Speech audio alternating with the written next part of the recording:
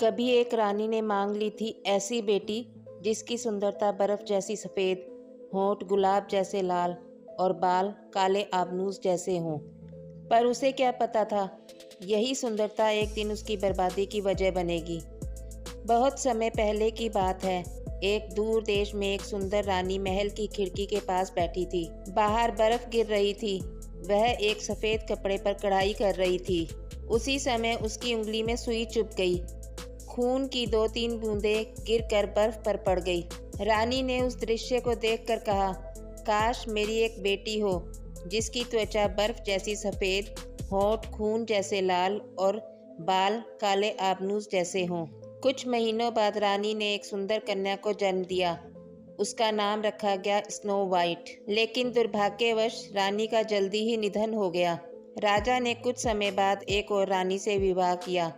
नई रानी बहुत सुंदर थी, लेकिन साथ ही घमंडी और ईर्ष्यालु भी थी। उसे अपनी सुंदरता पर बहुत घमंड था। नई रानी के पास एक जादुई आईना था, जिससे वह हर दिन पूछती, ए जादुई आईने, बता कौन है सबसे सुंदर इस संसार में।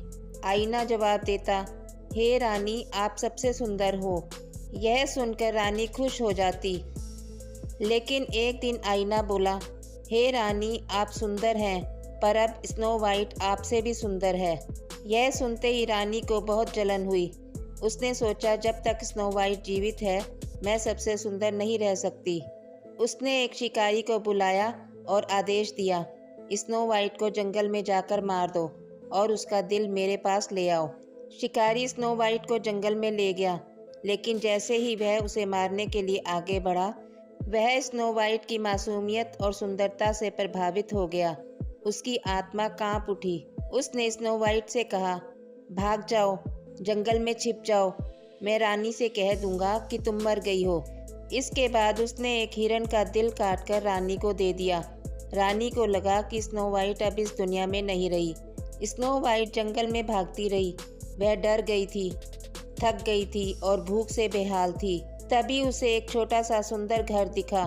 घर के अंदर सब कुछ छोटा था, छोटी कुर्सियां, छोटे बर्तन, छोटे बिस्तर।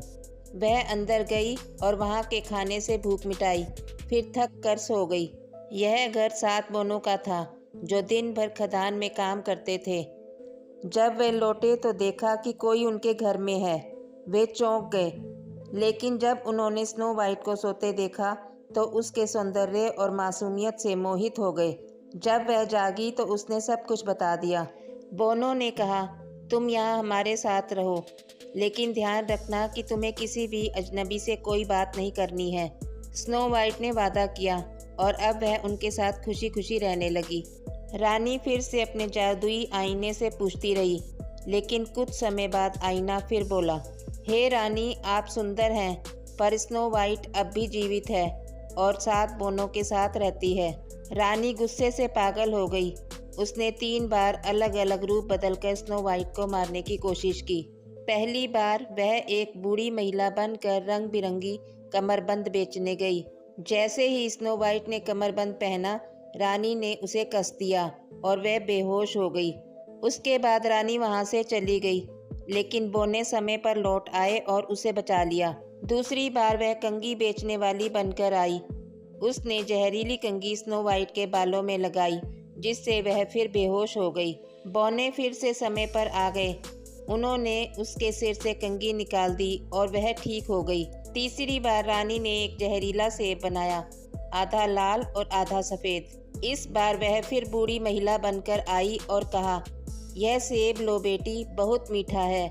स्नो वाइट ने जैसे ही लाल हिस्सा खाया, वह जमीन पर गिर पड़ी।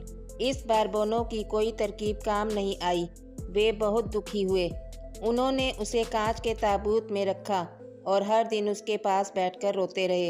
एक दिन एक राजकुमार वहां से गुजरा।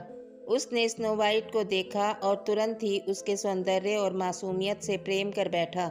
उसने बोनों से कहा, मैं इसे अपने साथ ले जाना चाहता हूँ, मैं इसे खोना नहीं चाहता।